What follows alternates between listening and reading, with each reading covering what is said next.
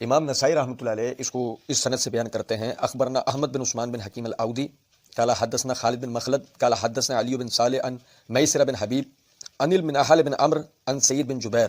قال كنت مع ابن عباس بعرفات. پھر وہ روایت ہے.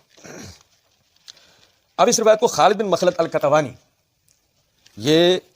علی بن صالح بن حی الکوفی سے بیان کرتا ہے. خالد بن مخلد بخاری مسلم کے راوی ہیں. امام بخاری امام مسلم نے دونوں نے ان سے روایات لے رکھی ہیں. لیکن ایک بات سمجھیں، امام بخاری ہوں یا امام مسلم رحمۃ اللہ علیہ ہوں، دونوں نے ہی خالد بن مخلد سے روایات مطابعات کے اندر لے رکھی ہیں، شواہدات میں لے رکھی ہیں، اصولیات کے اندر استدلالات میں اصلاً نہیں لی. وجہ اس کی یہ ہے، آپ دیکھیں یہ طبقات الکبریٰ امام ابن سعد رحمۃ اللہ علیہ کی، اس میں جلد نمبر 6 کے صفحہ نمبر 430 پہ یہ خالد بن مخلد کے حالات لکھتے ہوئے یہ کہتے ہیں کہ کان متشین، کہ یہ شیعت کی طرف مائل تھے، ومنکر الحدیث، اور یہ منکر احادیث بیان کیا کرتے تھے. اسی طریقے سے یہ الجرح والتعدیل ہے، اس کی یہ جلد نمبر 3 کا صفحہ نمبر 249 کے اوپر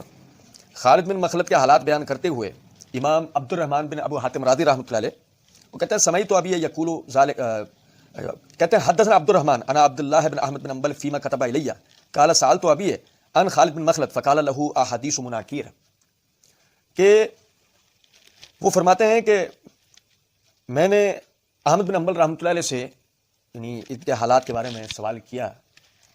تو انہوں نے خالد بن مخلد کے حوالے سے کہا کہ اس کی روایات منکر ہوتی ہیں.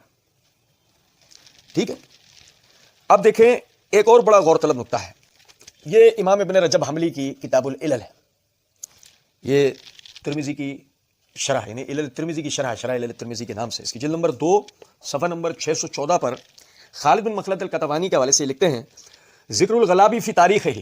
قال القطوانی یؤخذ عنہ مشیخۃ المدینہ وابن بلال فقط یرید سلیمان بن بلال ویعنی بہذا انہ لا یؤخذ عنہ الا حدیث عن اہل المدینہ وسلیمان بن بلال منہم.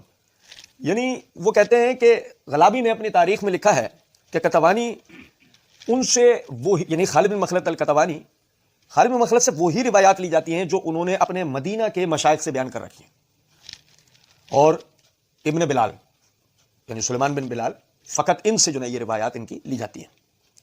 اب آگے یہ ابن رجب کہتے ہیں وہ یعنی بہذا، اس کا مطلب یہ ہے انہ لا یؤخذ عنہ الا حدیث عن اہل المدینہ، کہ اس کا مطلب یہ ہے کہ ان سے اہل مدینہ کے علاوہ وہ جن سے بھی روایت کریں وہ روایات نہیں لی جائیں گی. سلیمان بن بلال ان میں سے ایک ہے، یعنی اہل مدینہ میں سے. اب آپ دیکھیں کہ یہ روایت خالد بن مخلد نے جو بیان کر رکھی ہے وہ علی بن صالح بن حیی الحمدانی الکوفی سے بیان کر رکھی ہے. یہ حافظ بن حجر رحمۃ اللہ علیہ کی تقریب التہذیب ہے، اس کی جلد نمبر 2 صفحہ نمبر 414 کے اوپر انہوں نے صراحت کر رکھی ہے کہ یہ کوفی ہے، یہ اہل مدینہ میں سے نہیں. اس نقطے سے یعنی سند سے یہ بیان کرنا مقصد یہ ہے کہ یہ روایت ان کی مناکیر میں سے ہے، یہ اہل مدینہ میں سے نہیں ہے، یہ اہل کوفہ سے ہے، اور یہ روایت منکر روایت، اور ایک منکر روایت ضعیف کی قسموں میں سے ایک ہے، لہذا یہ روایت ضعیف ہے، سندن یہ روایت ضعیف ہے، پھر متنن بھی یہ روایت ضعیف ہے. آپ سمجھیں اس بات کو. اگر ابن عباس رضی اللہ تعالیٰ عنہ کے علاوہ کوئی اور صحابی ہوتے تو شاید ہم تھوڑی دیر کے لیے سوچنے پہ مجبور بھی ہوتے. آپ لوگوں کو یاد ہوگا کہ یہ معاویہ رضی اللہ تعالیٰ عنہ کے اعتراضات کے جوابات کے ضمن میں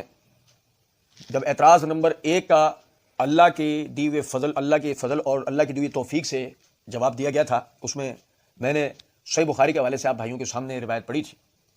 کہ معاویہ رضی اللہ تعالیٰ ابن عباس رضی اللہ تعالیٰ عنہ سے معاویہ رضی اللہ عنہ کے حوالے سے یہ سوال ہوا کہ حضرت وہ 1 رکعت وتر پڑھتے ہیں تو اس کے لیے کیا حکم ہے؟ تو ابن عباس رضی اللہ تعالیٰ عنہ جواب میں کہا چھوڑ دے انہ صاحب النبی صلی اللہ علیہ وسلم، وہ نبی صلی اللہ علیہ وسلم کے صحابی ہیں، وانہ فقیہ، وہ دین کے معاملے میں زیادہ سمجھدار ہے. آپ دیکھیں ابن عباس رضی اللہ تعالیٰ عنہ سے ہی ایک شخص نے اپنے اچنبے کا ذکر کیا کہ بھئی میں نے ان کو 1 رکعت وتر پڑھتے ہوئے دیکھا، صحیح ہے؟ انہوں نے جواب میں کہا بالکل صحیح، وانہ فقیہ، وہ سمجھدار ہیں، وہ اللہ کے رسول صلی اللہ علیہ وسلم سے بیان کردہ مسائل کو زیادہ بہتر جانتے ہیں. یہ ابن عباس ہیں، یہ کوئی اور نہیں ہے، صحیح بخاری کی روایت ہے. ابن عباس رضی اللہ تعالیٰ عنہ تو ان کے دینی مسائل میں سمجھدار ہونے کے قائل ہیں. پھر جہاں تک رہی یہ بات کہ جی انہوں نے بغض علی کے اندر ایسا کیا، تو آپ یہ بات سمجھیں، باقاعدہ راوی جس نے اس روایت میں نکارت کی ہے وہ یہ بھول گیا کہ اس مسئلے میں علی رضی اللہ تعالیٰ عنہ منفرد نہیں ہے، اس میں تو بعض دیگر صحابہ کا بھی عرفات میں تلبیہ پڑھنے کا عمل موجود ہے۔ آپ ابن المنذر رحمۃ اللہ علیہ کے الاوسط اٹھا کے دیکھیں، التمہید ابن عبد البر رحمۃ اللہ علیہ کی وہ اٹھا کے دیکھیں، علامہ سندھی کی جو حاشیہ ہے سنن نسائی کا وہ اٹھا کے دیکھیں، انہوں نے کتنے دیگر صحابہ کا بھی ذکر کر رکھا ہے، اور اسی طرح ان صحابہ کا بھی ذکر کیا ہے کہ جو عرفات میں تلبیہ کے قائل نہیں ہے، اس میں معاویہ رضی اللہ عنہ منفرد نہیں ہے، انہوں نے دیگر اصحاب کا بھی ذکر کر رکھا ہے۔ یعنی دونوں مسئلوں پہ صحابہ کی دونوں جماعتیں موجود ہیں، جو قرآن اور حدیث سے بات ثابت ہو گیا ہمیں تو اس پہ عمل کرنا ہے، جو ایک طریقہ ہے۔ لیکن سوچیں اس بات کو کہ اگر یعنی عرفات کے اندر تلبیہ پڑھنے کے حوالے سے علی رضی اللہ تعالیٰ کا عمل منفرد نہیں ہے، دیگر صحابہ بھی ہیں، تو ابن عباس رضی اللہ عنہ جیسی شخصیت وہ معاویہ رضی اللہ عنہ کے لیے یہ بات کیوں کہیں گے کہ انہوں نے بغض علی میں ایسا کیا؟ وہ دیگر کسی سے اور صحابہ کا نام کیوں نہیں لیں گے؟ ان کا بھی تو نام لیں گے نا۔ اور پھر راوی جو پوچھنے والا ہے وہ بھی ایسا انوکھا آدمی ہے کہ اس نے صرف معاویہ رضی اللہ عنہ کا نام لیا، وہ جو دیگر اصحاب ہیں جو عرفات میں تلبیہ پڑھنے کا لیے ان کو وہ راوی کو وہ نظر نہیں آیا۔ بات سیدھی سی ہے کہ یہ چونکہ معاویہ رضی اللہ عنہ پہ ایک الزام لگوانا تھا، راوی بیچارہ یہ بھول گیا جس نے نکارت ڈالی ہے، وہ یہ بھول گیا کہ ابن عباس رضی اللہ عنہ تو خود جو ہے فضیلت معاویہ رضی اللہ عنہ کے قائل ہیں اور لوگوں کو اس کی طرف دعوت بھی دیا کرتے تھے۔ اب دیکھیں اس کی الحمدللہ یہ امام بخاری رحمۃ اللہ علیہ کی تاریخ الکبیر ہے، اس کی جلد نمبر 7 صفحہ نمبر 327 کے اوپر یہ امام بخاری رحمۃ اللہ علیہ اپنی سند سے بیان کرتے ہیں، قال ابراہیم بن موسیٰ فیما حدثونی عنہ عن ہشام بن یوسف عن معمر قال سمعت حمام بن منبہ عن ابن عباس قال ما رأيت احدا اخلق للملک من معاویہ، کہ ابن عباس رضی اللہ تعالیٰ عنہ فرماتے ہیں کہ میں نے معاویہ رضی اللہ تعالیٰ عنہ سے زیادہ حکومت کے لیے بہترین کسی کو بھی نہیں پایا۔ بھائی میرے سمجھنے کی بات ہے کہ اگر معاویہ رضی اللہ تعالیٰ عنہ تارک سنت ہوتے، کسی تارک سنت شخصیت کو ابن عباس رضی اللہ تعالیٰ عنہ فقیہ کہیں گے، حکومت کے لیے بہترین کہیں گے، دین میں سمجھدار کہیں گے، حکومت کے لیے بہترین کہیں گے؟ سوال نہیں پیدا ہو سکتا ہے کہ ابن عباس رضی اللہ عنہ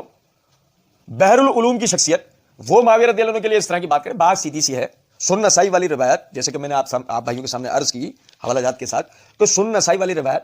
سندن بھی ضعیف ہے، متنن بھی اس کے اندر نکارت موجود ہے۔